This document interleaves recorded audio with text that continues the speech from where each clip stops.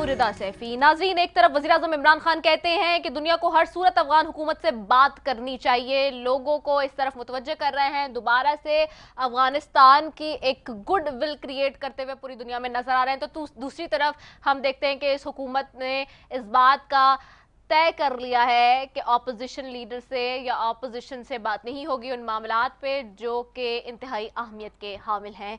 दूसरी तरफ नाजरीन, हम ये भी देख रहे हैं कि आज एक तरफ शेख रशीद साहब कह रहे थे कि सिविल मिलिट्री ताल्लुकात पर फवाद चौधरी और परवेज खटक जवाब दे सकते हैं, लेकिन एक बात तय है कि वज़ीर-ए-आज़म इमरान खान साहब 5 साल पूरे करेंगे, तुन के हुकूमत करेंगे। आज उन्होंने इस बात का ऐलान किया। तो हमने ये भी देखा कि जी जहांगीर तरीन साहब बोल उठे हैं फाइनली, और वो भी कहते हैं हुकूमत को ही क्रिटिसाइज करते हुए नजर आया। आज कहते हैं कि हुकूमत महंगाई कंट्रोल नहीं कर सकी, और महंगाई का मामला जहां बात करें, यकीनी तौर पर महंगाई का सुनामी है एक जो कि आ रहा है। और अभी तक मेरी इत्तलात, मेरे बावसूख जराए ये बता रहे हैं कि पेट्रोल की जो कीमतें हैं, पेट्रोलियम मसनूआत की, वो मज़ीद बढ़ाए जाने का ख़दशा है, और ये हुकूमत मज़ीद प्राइसेस में इंक्रीज़ करेगी। तो जब पेट्रोल प्राइसेस मज़ीद बढ़ेंगे तो और कहाँ जाएगी महंगाई, ये सवाल और ये परेशानी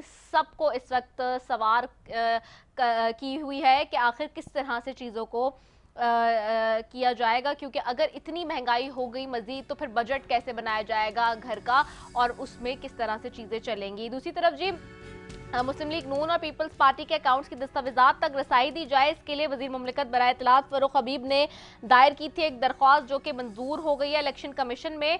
और मुख्तसर से फैसला आज सुनाया था इलेक्शन कमीशन ने, जिसके ऊपर फारूक हबीब साहब कह रहे थे कि जी अब हमारे पास तमाम तर अकाउंट्स की दस्तावेजात होंगी तो हमें पता होगा कि कितनी मनी लॉन्ड्रिंग हुई है, कितनी करप्शन हुई है, कितने जो है वो माल बनाया गया है। अब सवाल ये है कि जी वो तो आप देख लेंगे, लेकिन फिलहाल जो अभी आपने तहकीकाती सेल बनाया है, हुकूमत से आज ये भी पूछेंगे कि उसकी परफॉर्मेंस कहाँ तक अब जाएगी।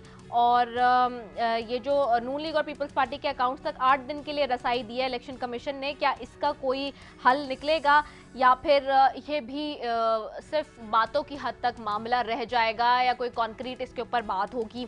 साथ ही एक अहम बहुत इम्पॉर्टेंट चीज़ जो कि हमने कल जैसे कि हम जानते हैं कि मोहसिन पाकिस्तान डॉक्टर अब्दुल कदीर खान की जो है वो इस दुनिया से रुखसत हो गए, और इंतहाई हमारे लिए मोहतरम और इंतहाई अहमियत के हामिल वो शख्स जिन्होंने पाकिस्तान को एटमी ताकत बनाया और पाकिस्तान का नाम पूरी दुनिया में रोशन किया। उस हवाले से एक ख़त जो कि उन्होंने चीफ मिनिस्टर सिंध को लिखा था अपनी आखिरी दिनों में रुखसत होने से पहले इस दुनिया से, कुछ फ़ानी से जाने से पहले, वो भी सामने आया है, और उस पर भी मैं आज थोड़ी सी आखिर में बात करूंगी प्रोग्राम के। बहरहाल जी, पैनल की तरफ बढ़ती हूँ।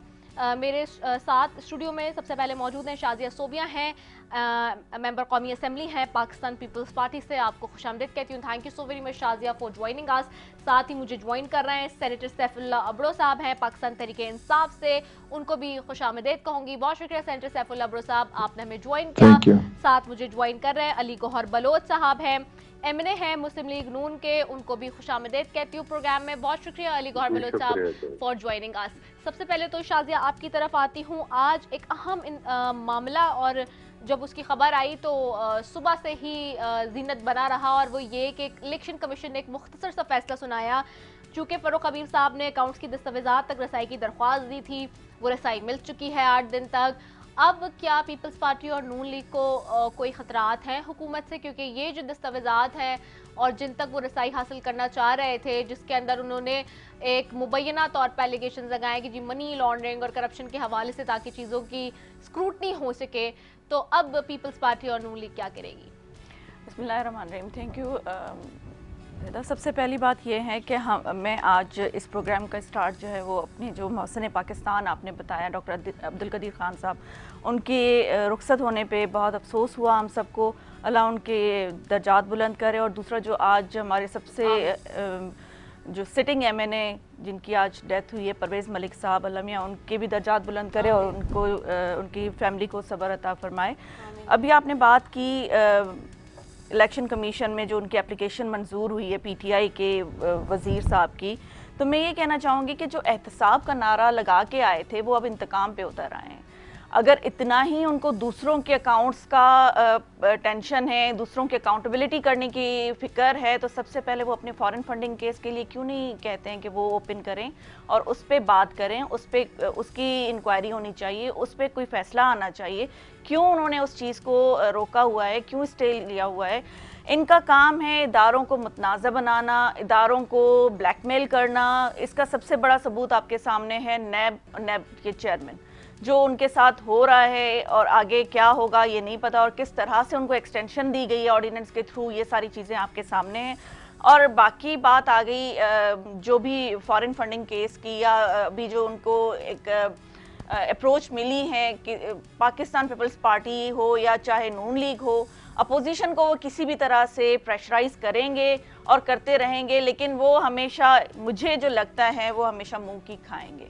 अभी आप ये देखें कि जो पंडोरा बॉक्स खुला है उसमें जो इनके माशाल्लाह से सराउंडिंग्स में जो लोग हैं उनके लिए क्यों नहीं उन्होंने एप्लीकेशन दी कि उनके भी नाम आए हैं तो उनके लिए भी हमें अप्रोच दी जाए कि हम भी उनके जो हैं अकाउंट्स देखें, कहाँ से कैसे ये सारी चीज़ें मनी लॉन्ड्रिंग हुई, ऑफशोर कंपनीज कैसे खुली।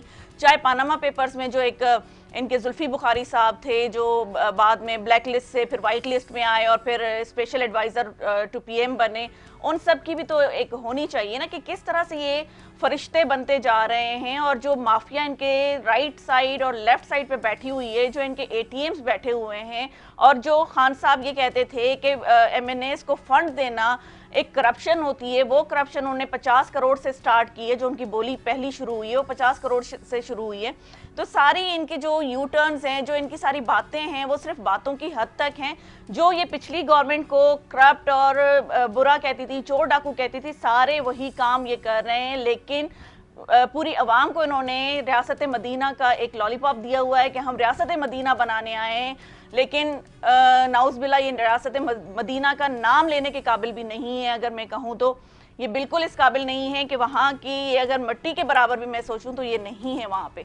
क्योंकि मुझे याद है कि वहाँ के अगर खुलफाए राशिदीन की बात की जाए तो वो उनको एक कमीज के लिए भी अकाउंटेबिलिटी देनी पड़ती थी। ये पूरे जायदादें हड़प कर जाते हैं, लेकिन इनके ऊपर अकाउंटेबिलिटी जो है वो हराम है। तो इनकी अकाउंटेबिलिटी नहीं होनी है, बाकी सबकी अकाउंटेबिलिटी करने के लिए तैयार है। अच्छा यार कि पीपल्स पार्टी को इससे कोई फर्क नहीं पड़ेगा दस्तावेजात तक जो रसाई मिली है हुकूमत को? देखिए करके देख लें। इनके एक वजीर साहब ने फरमाया था कि हम 200 अरब जो है वो वापस लाएंगे, 100 अरब IMF के मुंह पे मारेंगे, 100 अरब से हम पाकिस्तान को ठीक करेंगे। तो वो कहाँ है 200 अरब? वो लाएं और पाकिस्तान की आवाम की कम अज कम महंगाई तो कम करें, और कुछ नहीं कर सकते। ठीक है, महंगाई तो कम से कम करें। इससे यानी कि पीपल्स पार्टी को कोई फर्क नहीं पड़ता, दस्तावेजात तक जितनी भी रसाई हो जाए हुकूमत की। पीपल्स पार्टी का मौकिफ आ गया। मैं जरा ऑपोजिशन का मौकिफ ले रही हूँ, फिर सैफुल्लाह बुर्रा साहब आपकी तरफ आ रही हूँ, फिर आप उससे कंक्लूड कर दीजिएगा। अली गौहर बलोच साहब, आप लोगों के दस्तावेजात तक भी रसाई मिल गई है, पीपल्स पार्टी का तो मौकिफ आ गया है और 8 दिन तक का कहा गया है। इलेक्शन कमीशन ने बड़ा मुख्तसर सा फैसला सुनाया, लेकिन वो चीज जो हुकूमत चाह रही थी वो मिल गई है, वो एक्सेस मिल गया है उन्हें। तो क्या डर है कोई अब? बिस्मिल्लाहिर्रहमानिर्रहीम। शुक्रिया रेखा। सबसे पहले तो नहीं आपका मतलब है कि वो हमारे बड़े ही सीनियर मोस्ट और बड़े ही मोतबर और बड़े ही पार्टी के साथ कमिटेड इंसान थे, और हमारी सीनियर जो लीडरशिप है उसमें उनका शुमार होता था, और उनकी फैमिली की पार्टी के लिए बहुत कुर्बानियां हैं। और सबसे पहले ये कि वो कायदे मोहतरम मियां नवाज शरीफ साहब के बड़े मुखलिस साथी थे, आज उनकी वफात हुई, और मैं दुआ गो हूँ कि अल्लाह ताला उनको जन्नतुल फिरदौस में जगह दे। आमीन। देखिए गुजारिश ये फॉरेन फंडिंग केस, अभी आप वो इलेक्शन कमीशन के हवाले से आप फरक हबीब का तस्करा कर रहे थे। बात ये है कि ये आपने देखा कि जो फॉरेन फंडिंग केस PTI का, इसको कि ये काफी अर्सा से आपको पता है कि वो स्टे ऑर्डर के पीछे छुपे हुए थे। अब उसको काउंटर करने के लिए इन्होंने एक एप्लीकेशन दूसरी पॉलिटिकल पार्टी पर दी है, ताकि इनको वक्त मिल जाए, वक्त गेन करना चाहते हैं, क्योंकि ये उसमें मुकम्मल तौर पर फंस चुके हैं। देखिए, पहली बात तो ये है कि जो फॉरेन फंडिंग केस है पीटीआई का, वो हमारी तरफ से एप्लीकेशन नहीं गई थी, बल्कि वो इन्हीं के पार्टी के बंदे अकबर एस बाबर साहब, जो जी जी। इनके बानी, जो इनके बानी अरकान में जिनका शुमार होता है, हाँ जी। उन्होंने वो एप्लीकेशन दी।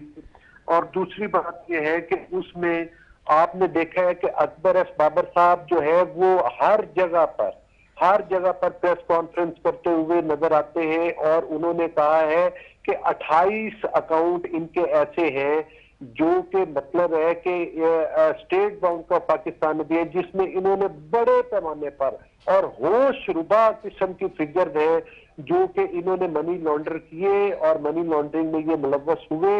यही वो पैसा है। और 4 अकाउंट्स वो हैं जो कि इंतहाई मशकूक अकाउंट हैं और जिनमें बहुत बड़ी बड़ी मशकूक ट्रांजेक्शन हुई हैं।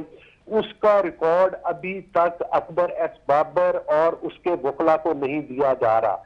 कितने सालों से ये केस चल रहा है, और अगर ये इनका कच्चा चट्ठा आवाम के सामने आ जाए और इसका मेरिट पर फैसला हो जाए, तो ये पार्टी और इमरान खान नियाजी एंड कंपनी, ये सारे लोग नाअहल करार दिए जाएंगे और आप देखेंगे कि ये धोखेबाज पार्टी जो है ये एक्सपोज होकर रह जाएगी। जहां तक आप बाकी हमारी पार्टी का जिक्र कर रही हैं, तो देखिए, ये तो एक पब्लिक डॉक्यूमेंट होता है। जो भी पार्टी ने अपने अकाउंट्स दिए होते हैं, जो भी लीगली उन्होंने इलेक्शन कमीशन को दिया होता है, अगर उसके अलावा कोई हमारे अकाउंट है तो ये सामने लेकर आए।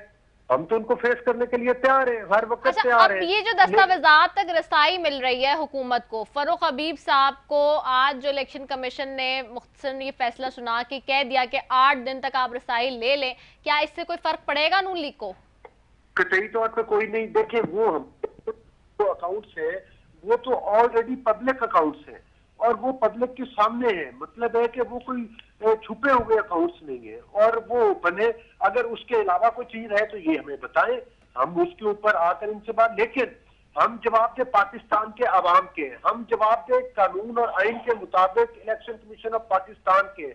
हम इनकी तरह नहीं करेंगे जिस तरह से इनके वुज़रा जो है वो लाइनों में खड़े होकर इलेक्शन कमीशन ऑफ पाकिस्तान को गालियां देते हैं, जिस तरह से वो लाइनों में खड़े होकर उनको धमकियां देते हैं चीफ इलेक्शन कमिश्नर को। लेकिन ये अकबर एस बाबर अपनी पार्टी के बंदे को सबसे पहले तो बताए ना कि उन 28 अकाउंट्स की तफसील क्यों नहीं देते जिसमें अरबों खरबों रुपया है। ऐसे ही तो नहीं है मशीनों के जरिए इमरान खान नियाजी की बहनों के अकाउंट्स में पैसा चला गया और वहां से मतलब है कि वो अब जो है मतलब है कि वो कहती थी हमने ये मशीनों से कमा लिया। ये वही ज़कात का पैसा है, ये वही मनी लॉन्ड्रिंग का अरबों रुपया है जो इन्होंने मासूम लोगों को लूटा है और मतलब है कि वो नाजायज तरीके के साथ ये पैसा कमा कर आए और इन्होंने बाहर से मनी लॉन्ड्रिंग की और बाहर से रिजर्व लेकर आए। ठीक है, तो गुजारिश करने का मकसद ये है कि ये अकबर एस बाबर साहब का केस का फैसला मेरिट पर जल्द अज जल्द होना चाहिए। ठीक है, आप फॉरेन फंडिंग की बात करें और ये अवाम की तवज्जो हटाने के लिए, अवाम की तवज्जो हटाने के लिए, ठीक है, नून लीग और पीपल्स पार्टी और गुलाम पार्टी हमारे तो ऑलरेडी डिक्लेयर्ड अकाउंट है और वो सही है। अली, मुझे हुकूमत की तरफ जाने दे, हुकूमती मौक़िफ़ भी चाहिए। सेंटर सैफुल्लाह भुट्टो साहब भी साथ हमारे मौजूद हैं बहुत देर से। सेंटर सैफुल्लाह भुट्टो साहब, आपकी तरफ आऊंगी। आज ये कह रहे थे फरूख हबीब साहब की जी नून लीग और पीपल्स पार्टी उस गड़े में खुद गिर गए जो उन्होंने पीटीआई के लिए खोया था। वो गड़ा कौन सा है? ये तो कह रहे हैं कि जी वो डिक्लेयर्ड चीजें हैं, दस्तावेजात पब्लिक है हुई है ऑलरेडी, उन दस्तावेजात तक रसाई हुई है, उससे तो कोई कख फर्क नहीं पड़ना। पीएमएलएन और पीपल्स पार्टी कह रही है, तो फिर किस बात की शादी आने बजा रही थी हुकूमत?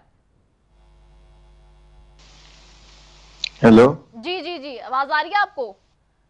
हाँ बिल्कुल। हाँ जी जी सैफुल्लाह भुट्टो साहब, मैं सवाल आपको दोहरा दूं, आपने शायद सवाल नहीं सुना। हाँ, रिपीट कीजिएगा। जी जी, मैं दोहरा देती हूँ। मैं ये कह रही हूँ कि जैसे कि फरूख हबीब साहब कह रहे थे आज के नून लीग और पीपल्स पार्टी उस गड्ढे में गिर गया जो उन्होंने पीटीआई के लिए खोदा था, लेकिन नून लीग और पीपल्स पार्टी की बातों से, उनके मौकिफ से तो नहीं लग रहा कि उन्हें किसी भी चीज का खौफ या डर है। ये वही दस्तावेजात हैं जो कि ऑलरेडी पब्लिक हैं, तो वो कह रहे हैं कि फिर हुकूमत किस बात की शादी आने बजा रही है? देखें, थैंक यू, आपने इनवाइट किया।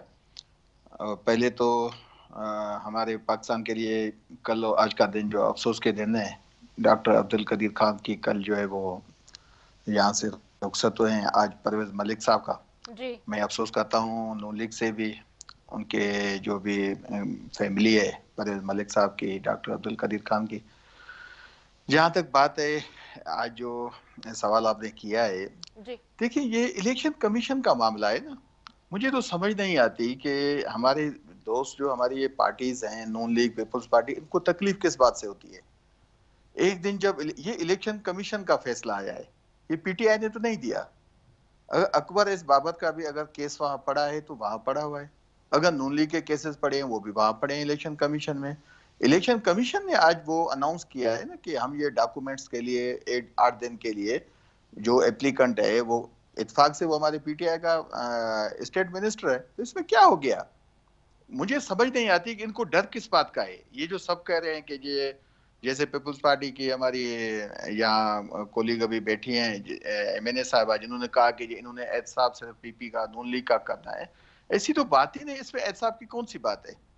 देखिए जिसको भी किसी की इंफॉर्मेशन चाहिए, ये सिंपल सा एक प्रोसीजर होता है। आप इलेक्शन कमीशन के पास जाते हैं, वहां एप्लीकेशन देते हैं, वो अपने कानूनी जो भी फॉर्मेलिटीज होती है वो करके वो देते हैं। इसमें तो किसी को भी तकलीफ नहीं होनी चाहिए। इससे क्या होता है, इसको अगर ये बात का बतंगा बना के और ये कहते हैं कि ये अपने लोगों का एहतसाब नहीं करते, इनको जुल्फी बुखारी साहब पे, इनको किसी और पे ऑब्जेक्शन है। देखें खान साहब का विजन बिल्कुल क्लियर है। खान साहब ने कोई अपना भाई नहीं लगाया, खान साहब ने अपनी कोई बहन नहीं लगाई, खान साहब ने कोई भांजा नहीं लगाया, कोई खान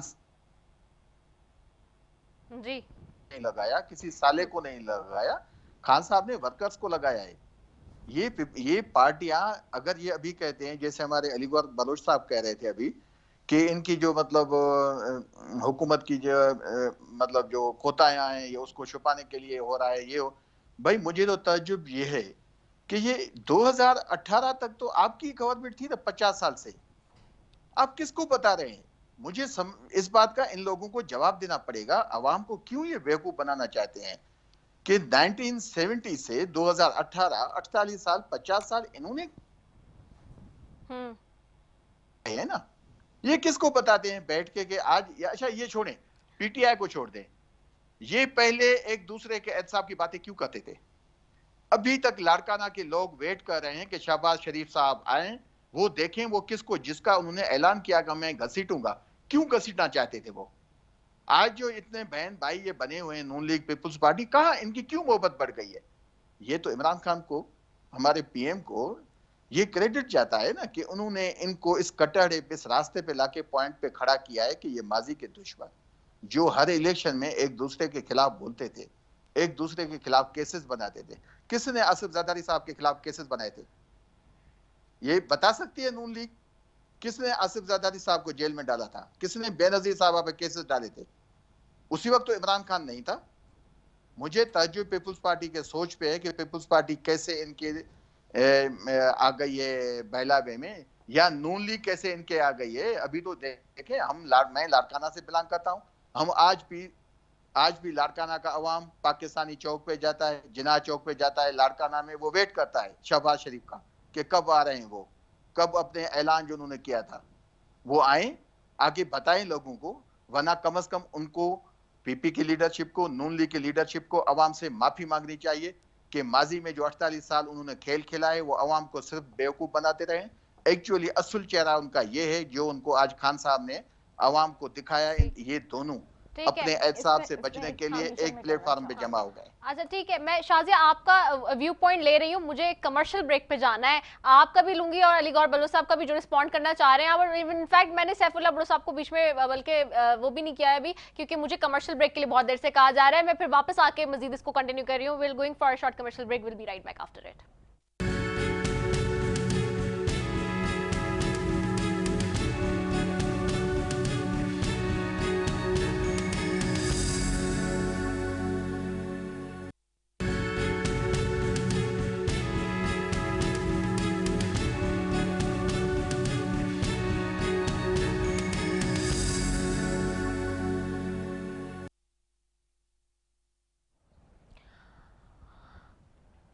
वेलकम बैक नाजरीन। और बात हो रही थी जी, साइंटिस्ट सैफुल्लाह अब्रो साहब बात कर रहे थे इस हवाले से जो दस्तावेजात की जो एक्सेस है वहां तक पहुंच गई है, रसाई मिल गई जी। इलेक्शन कमीशन को कह रहे हैं कि उन्होंने किया है, ऑपोजिशन को इसके ऊपर इतना शोर शराबा नहीं करना चाहिए।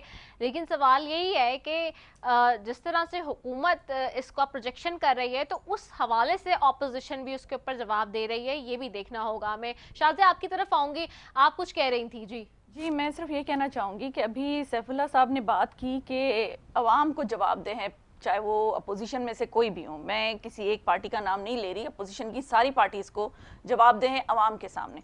तो मेरे ख्याल में फिर खान साहब को भी जो एक अवामी बंदे ने उनसे पूछा था कि तहाइफ की डिटेल दें, तो उन्होंने क्यों नहीं दी है।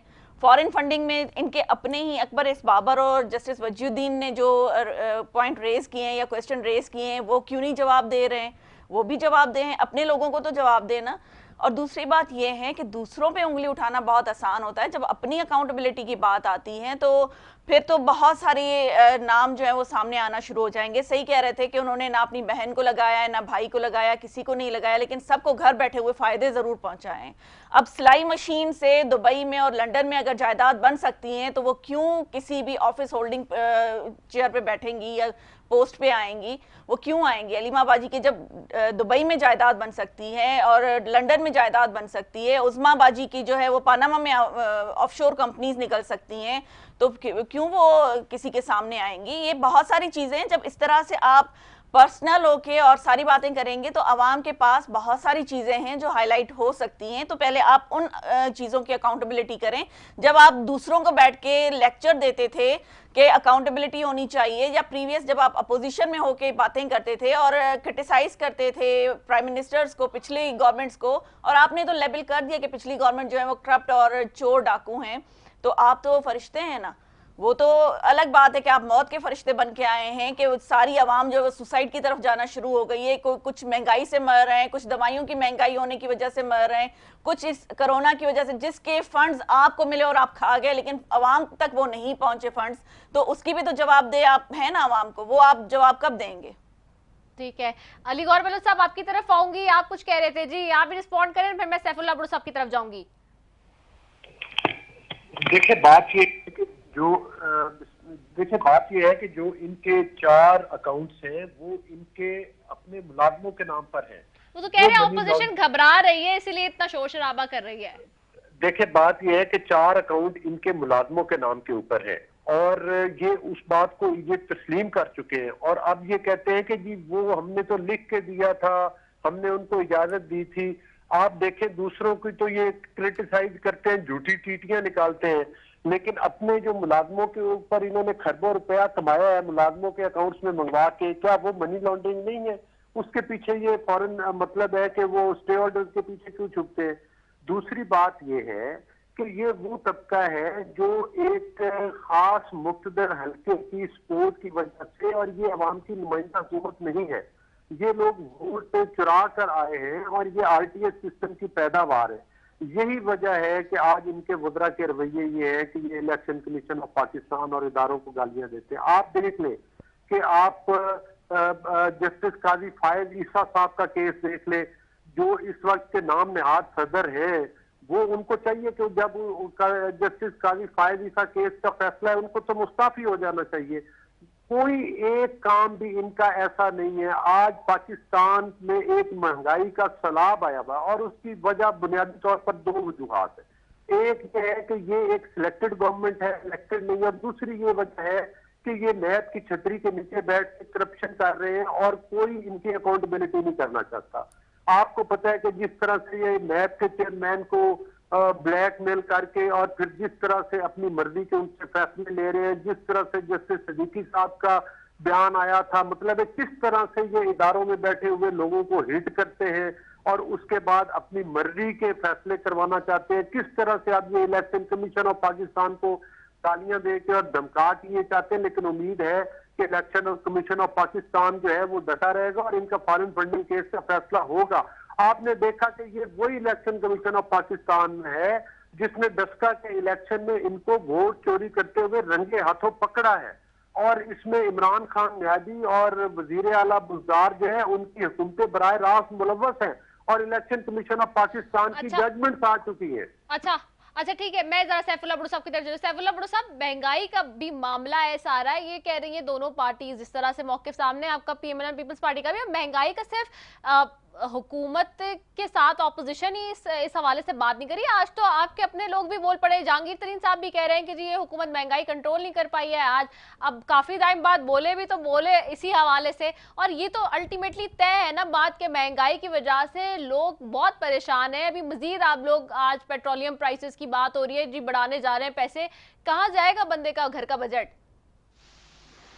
देखिए, मैं महंगाई का तो आपको जवाब देता हूं। पहले ये जो 2 क्वेश्चन उठाए हैं मेरे साथियों ने, मैं उसका जवाब दूं। जी बिल्कुल, दे दे। एक तो देखिए, ये बात की गई है कि जो नैब है, नैब के पहले हमारे पीपी की जो लीडर बैठी हैं, हमारी बहन, उन्होंने कहा कि ये नैब के चेयरमैन को ये किया गया, वो किया गया, वो लगाया एहतसाब से।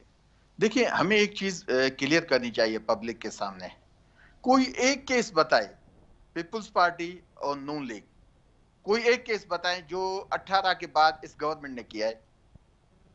पीपुल्स पार्टी में जितने केसेस हैं, अगर आप जाएं पिछले टेन्योर में, तो चौधरी निसार साहब इंटीरियर मिनिस्टर थे, आप उनकी स्पीचेस देखें, देखें कैसे उनकी लड़ाई होती रही ऐवानों में, कौमी असेंबली हो चाहे आपकी सेनेट हो, उसमें कैसे वो बोलते थे, पीपुल्स पार्टी की लीडरशिप को हिट करते थे। तो उसमें तो पीटीआई का कोई नहीं है कसूर, केस प्रीवियस गवर्नमेंट ने किए इनको। अच्छा, उसके बाद नून लीग पे आए, नून लीग पे जितने केसेस हुए हैं उनकी अपनी गवर्नमेंट, लेकिन वो ये कह रहे हैं, ऑपोजिशन ये कह रही है, सैफुल्लाह साहब, कत्ता कलामी माफी, सैफुल्लाह साहब, ऑपोजिशन ये कह रही है कि आपके अपने केसेस नहीं चल रहे हैं, आपके उसमें नैब में बीआरटी पड़ा हुआ है, मिलियन सुनामी ट्री का पड़ा हुआ है, सारे केसेस पेंडिंग में, फॉरेन फंडिंग पेंडिंग में।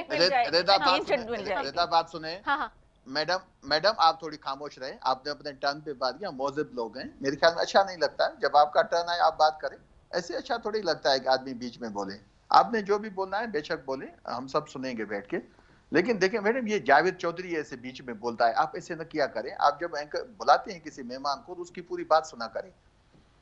देखिए, आप नैब का जो चेयरमैन है उस पे आते हैं। भाई, नैब का चेयरमैन कौन है? जस्टिस जावेद इकबाल को किसने लगाया था? खुर्शीद शाह ने लगाया था, नवाज शरीफ साहब ने लगाया था, किसी और ने नहीं लगाया था। हाँ। तो कौन सा ये, मतलब हमने, ये तो आपका तोहफा है, ये तो नून लीग और पीपुल्स पार्टी का तोहफा है। हमारा क्या, ठीक है, अभी मशावरत नहीं हुई नैब के चेयरमैन के लिए, जब दोबारा होगी या उसको प्रोसेस में होगा तो तब तक कौन काम करेगा, ऐसी बात नहीं है आदमी। अच्छा, दूसरी बात आ जाए इलेक्शन कमीशन पे। देखिए, यही इलेक्शन कमीशन है, मेरे भाई ने, बलोच साहब ने भी बात की डस्का के इलेक्शन की। देखिए, डस्का का इलेक्शन जब हुआ तो उम्मीदवार जो अफेक्टेड था उसने एप्लीकेशन दी कि 22 पोलिंग स्टेशन है उस पर री इलेक्शन हो। डस्का के इलेक्शन कमीशन ने सारे इलेक्शन को नल एंड वाइड करा दिया। तो वहां तो सारी नून लीग वाले डिस्को गा रहे थे।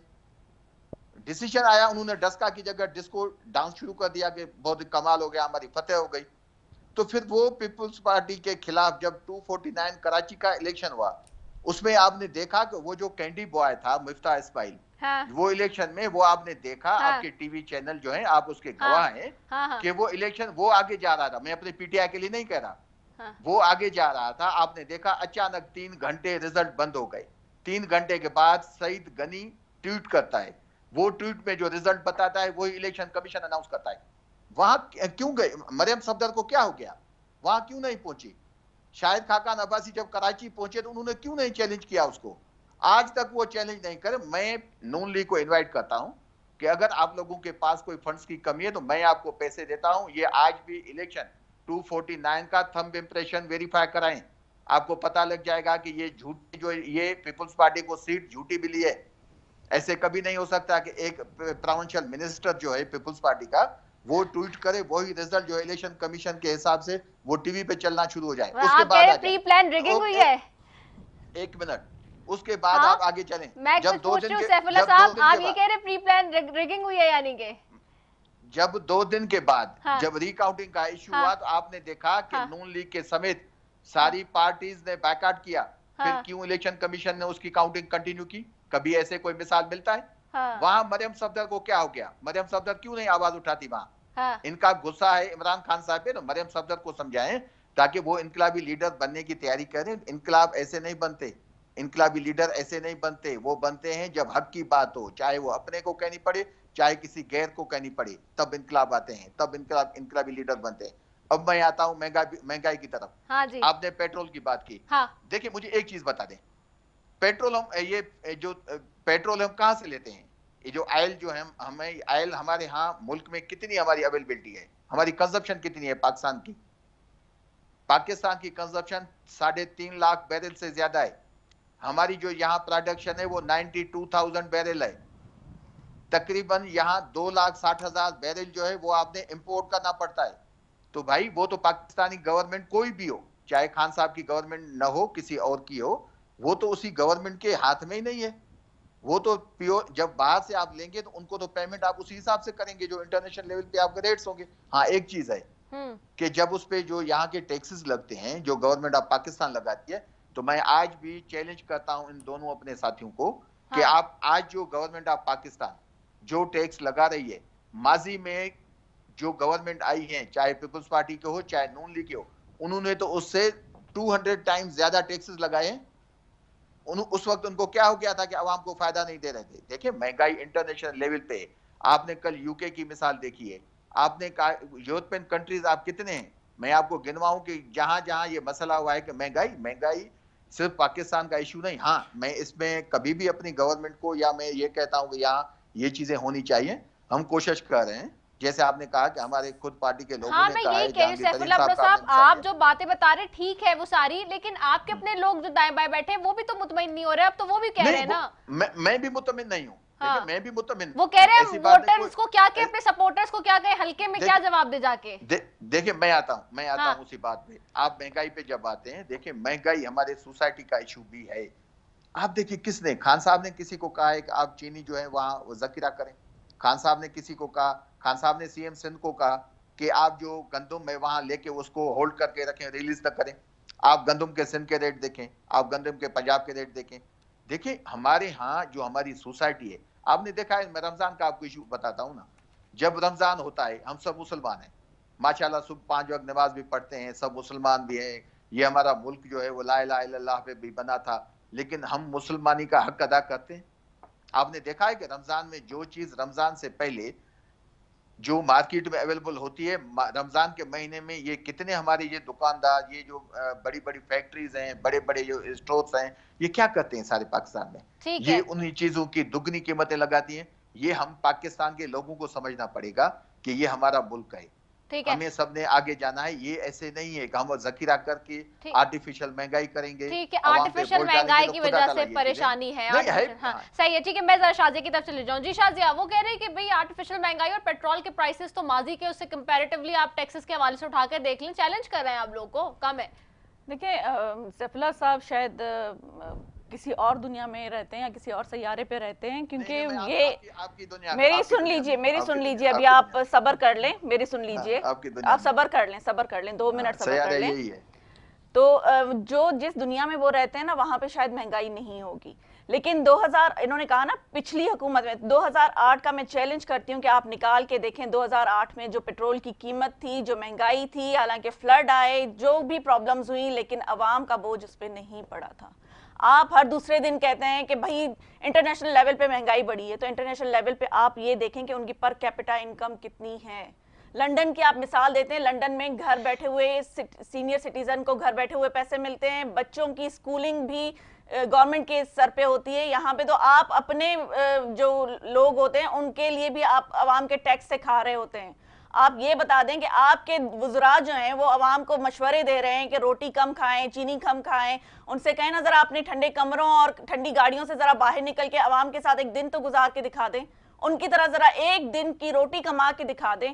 फिर मैं आपसे पूछूंगी कि आप कौन से सैयारे पे हैं और आवाम का दुख दर्द क्या होता है। एक दिन आप लाइन में खड़े होकर, हॉस्पिटल की लाइन में खड़े होकर पर्ची पे जाके दवाई लेके दिखा दें, फिर आपको पता चलेगा कि आवाम का दुख क्या होता है। आप कमरों में बैठ के, जो ठंडे कमरों में बैठकर आप काबीना की मीटिंग्स अटेंड करते हैं और वजीर आजम से मिलते हैं ना, उनसे कहेंगे जरा बाहर आए ना, जो एक आप 50 या 55 रुपए किलोमीटर पे आप जहाज हेलीकॉप्टर से उड़ के आते हैं, बनी गाला से वजीर आजम ऑफिस में आते हैं, जरा साइकिल पे आए ना, जो आपने कहा था कि मैं साइकिल पे आऊंगा, आप तो साइकिल पे नहीं आए लेकिन पूरी आवाम को अपने साइकिल पे जरूर लेकर आ गए। तो ये चीजें जब होती है ना, कंपैरिजन करना तो बहुत दुखी होता है। बड़े बड़े ठंडे ठंडे कमरों में बैठ के बातें करना बहुत आसान होता है। आप निकले आवाम के साथ, एक दिन गुजार के दिखाएं। हर रोज डी चौक पे धरने लगते हैं। अभी स्टूडेंट्स को मारा गया है, आपके जो गवर्नमेंट एम्प्लॉयज हैं उनको मारा गया है, रेडियो पाकिस्तान से बच्चों को एम्प्लॉयज को निकाला गया है। आप किस किस की बात कर रहे हैं? मीडिया के ऊपर आप अथॉरिटी थोप रहे हैं। वो सारे बैठे हुए थे डी चौक पे, उनके लिए तो आपने आवाज नहीं बुलंद की। हाँ, लेकिन खान साहब की दुम पे जब पांव आता है तो आप सबकी चीखें निकलती हैं। तो खान साहब के ऊपर ना बात आनी चाहिए, लेकिन उनके साथ मिलके सब ने खाना पीना है। खान साहब के लिए कोई बात ना करे, क्योंकि उन्होंने यूनिवर्सिटी भी वजीर आजम हाउस में खोल ली है। उन्होंने सारे बिल्डोजर भी घुमा दिए, जो गवर्नर हाउस पे घुमाने थे वो भी सारे उन्होंने घुमा दिए हैं। महंगाई भी कम कर दी है, और 90 दिन में उन्होंने करप्शन भी खत्म कर दी है। 100 दिन का जो मैंडेट लेकर आए थे वो भी खत्म कर दिया है। बिजली पे जो आप लोग टैक्सेस बढ़ा रहे हैं, खुद तो कंटेनर पे चढ़ के बिल जला रहे थे, अब बता दें आवाम को कि वो ग्रिड स्टेशन जलाएं या बिजली के खंभों को जलाएं, ये भी सारा बता दें आप उनको। ठीक है, अली गौहर बलोच साहब आपकी तरफ आऊंगी। जी अली गौहर बलोच साहब, वो जो बात कर रहे हैं कि जी चैलेंज कर रहे हैं, आप लोग के जमाने में तो ज्यादा टैक्स के इम्प्लीमेंटेशन की गई थी, रेट की, रेशो की, जो कि अब है पेट्रोलियम प्राइसेस के हवाले से खास तौर पे। देखें, पाकिस्तान की तारीख में, पाकिस्तान की 72 साल तारीख में जो मुल्की खजाने और पाकिस्तान के अवाम के अरबों रुपए जिस बेदर्दी के साथ अब लूटे जा रहे हैं, उसकी साबिक़ा किसी अखबार में दूर दूर तक मिसाल नहीं मिलती। और उसकी सिर्फ वजह ये है कि पाकिस्तान की नुमाइंदा हुकूमत नहीं है। आप देखें कि इस वक्त सूरत हाल ये है कि ये पेट्रोलियम पे बात कर रहे थे। पहली बात तो ये है कि टैक्स रिकवरी पे इन्होंने बात की। टैक्स के इन्होंने 5500 के पिछली दफा टारगेट्स बनाए थे, वो अचीव नहीं कर सके। फिर ये कहते थे कि मैं IMF के पास नहीं जाऊंगा, खुदकुशी कर लूंगा। लेकिन वो कंपैरिजन भी तो दे रहे हैं ना अली, कंपैरिजन दे रहे हैं कि देखिए आप लोग की गवर्नमेंट में जो टैक्सेस, क्योंकि अब पूरी दुनिया में इन्फ्लेशन है, पूरी दुनिया में महंगाई है, वो कंपैरिजन भी दे रहे हैं कि हमें तो बाहर से तेल लेना पड़ता है, तो कैसे हम उसमें कॉम्प्रोमाइज कर लें जब बाहर से ही इतना महंगा मिल रहा है। आप मुझे बताएं कि पेट्रोलियम का सबसे बड़ा स्कैंडल तो उस वक्त आया कि जब पेट्रोल की कीमतें पूरी दुनिया में ऑलमोस्ट फ्री हो गई थी। जब कोरोना का पेंडेमिक आया तो इन्होंने क्या किया कि इनकी जो PSO से इन्होंने महंगा तेल जो था वो बाहर से खरीद किया, और PSO से प्राइवेट कंपनियों से अरबों रुपए कमीशन लेकर उनको सस्ता तेल देकर और फिर ब्लैक रेट पर बिकवाया। अरबों रुपए का स्कैंडल इनकी हुकूमत में पेट्रोलियम का आया। मुझे बताएं कि वो अरबों रुपए पाकिस्तान के जो इन्होंने अपने माफिया से मिलकर इमरान न्याजी में लूटे हैं और अपनी ATM की जेबों में डाले हैं, तो वो मतलब है कि वो कौन निकालेगा, कौन उसका जवाब दे है। ये पेट्रोलियम का स्कैंडल है। फिर आपने BRT पेशावर 3 मेट्रो मियां नवाज शरीफ साहब के टाइम में बनी, एक लाहौर में, एक इस्लामाबाद, रावलपिंडी और एक मुल्तान। 3 मेट्रो की कीमत एक तरफ है और एक BRT पेशावर की जो वो है लागत जो है वो एक तरफ है। वो तीनों को मिला के भी उससे ज्यादा बनती है। मैं इस बात को चैलेंज करता हूँ और आज तक ये उसके स्टे ऑर्डर के पीछे छुपे हुए हैं। मकसद ये है, ये अली बाबा 40 चोरों का टोला है, और जब तक ये पाकिस्तान के ऊपर मुसल्लत रहेगा, पाकिस्तान के हालात इसी तरह से रहेंगे, उसमें कभी भी बेहतरी नहीं आ सकती। ठीक है, बहुत शुक्रिया सेनेटर सैफुल्लाह भुट्टो साहब आपका, अली गौहर बलोच साहब आपका। जी एक मिनट जो भाई ने कहा 30 सेकंड से सैफुल्लाह भुट्टो साहब वाइंड अप करना है मैंने। हाँ। ये जो टैक्स की बात, जो टैक्स की गई, तो आप याद करें कि 4800 बिलियन जो टैक्स था वो हो गया था। हाँ। ऐसी बात नहीं कि वो कंप्लीट नहीं हुआ। दूसरी में रहता हूँ जहाँ सखर में स्वीपर जो है वो पोस्टमार्टम करता है। मैं उस सयारे पे रहता हूँ जब लाड़काना में PP के चेयरमैन के घर से 3 मरतबा सोलर प्लेट और ट्यूबवेल की जो ट्रांसफार्मर से चोरी किए जाते हैं वो नहीं मिलते। मैं उस सयारे पे रहता हूँ। जहां लोगों को उठाने के लिए एम्बुलेंस नहीं है, लोग चिंची और गद्दे गाड़ी पे आते हैं। मैं उसी सैयारे पे रहता हूँ, मैडम को तो पता है, सैयारे से बाहर जाने की। सिंध में, आप जमीन तो पे आ मैडम जाएं, को तो सैयारे पता पे ना है रहें, कि जमीन सिंध पे के आ जो जाएं तो लोग ज्यादा हैं, बेहतर सिंध के है। जो इनके लोग हैं, वो सारी बजट खा जाते सिंध हैं। के सिर्फ हमारे सिंध का नहीं जो है, आपके अक्षर भी है, लोग हैं, आपकी सिर्फ भी लाल कुछ काला जिम्मेदारी का बनती अक्षर आप है। इनका देखें, मैं इसको सर, दिखाऊं आपकी कि भी सैयारा जिम्मेदारी कौन बनती सा है है। सैफुल्लाह अच्छा, साहब, आप दूसरी भी बात सिंध ये से जो ही मैडम बिलोंग कह रही करते है हैं, ना, आप भी एक कुछ लेडी कर लें होके, सिंध के लिए। एक अच्छा, लेडी ये आप होके खाने के लिए नहीं ये बैठे हुए बहस हैं। तवील हो जाएगी, आप ये खाने बहस के लिए नहीं बैठे तवील हो हुए जाएगी। हैं। मुझे वाइंड अप करना है, मुझे वाइंड अप करना है, वाइंड अप करना है। बहुत शुक्रिया सेनेटर सैफुल्लाह अब्दुल साहब आपका, शाजिया सोबिया आपका, अली गौर बलोच साहब आपका, तीनों मौजूद मेहमानों का बेहद शुक्रिया। नाज़रीन, इसी के साथ अपनी मेजबान रज़ा सैफी को दीजिए इजाजत। पाकिस्तान जिंदाबाद।